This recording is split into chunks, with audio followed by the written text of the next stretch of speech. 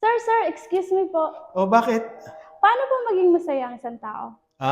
Bakit malungkot ka ba ngayon? Sakto lang po. Paano magiging masaya yung isang tao? Actually, hindi naman talaga dapat malungkot yung mga tao. Dapat palagi silang masaya. Eh, kung malungkot ka ngayon, ano ba ang magpapasaya sa'yo? Yun nga po yung gusto kong malaman eh. Yan ang gusto mo malaman.